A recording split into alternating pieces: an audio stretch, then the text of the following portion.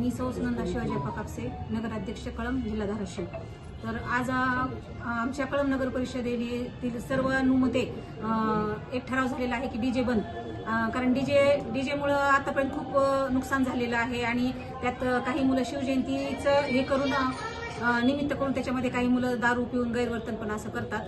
तर त्याच्यामुळे डीजे बंदीचा निर्णय आम्ही सर्व अनुमती घेतलेला आहे आणि आम्हाला आमच्या नगर परिषदेसोबत आम्हाला पोलीस प्रशासनाचं सुद्धा सहाय्य मिळालेलं आहे. तेव्हा कुणीही डीजे लावू नये आणि सर्वांनी सहकार्य करावं ही विनंती सांगू इच्छिते की आमच्या कळंब नगर परिषदेने डीजे बंदीचा जो निर्णय घेतलेला आहे तो महाराष्ट्रात सर्वप्रथम आमच्या कळंब नगर परिषदेने घेतलेला आहे आणि मला वाटतं आमची पहिलीच नगरपालिका असेल की सर्वानुमते डीजे बंदचा आम्ही निर्णय घेतलेला आहे.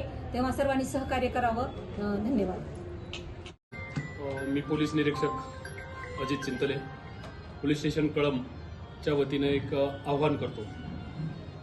उद्या जी शिवजयंती साजरी होणार आहे त्या शिवजयंतीच्या साजरी होत असताना कळंब शहरामध्ये कुठल्याही प्रकारचे आणि कोणत्याही प्रकारची डॉल्बी आणि डीजे लावू दिले जाणार नाहीयेत.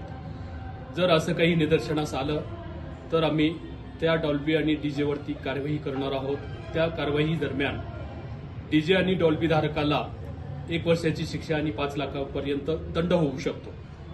शहरातील वातावरण शिवजयंतीच्या दरम्यान शांततेत प्रस्थापित होण्यासाठी आणि जयंतीत उत्साह साजरा करण्यासाठी आम्ही पोलीस प्रशासनामार्फत डीजे डॉल्बी ही न लावू देण्यासाठी बंधन केलेलं आहे.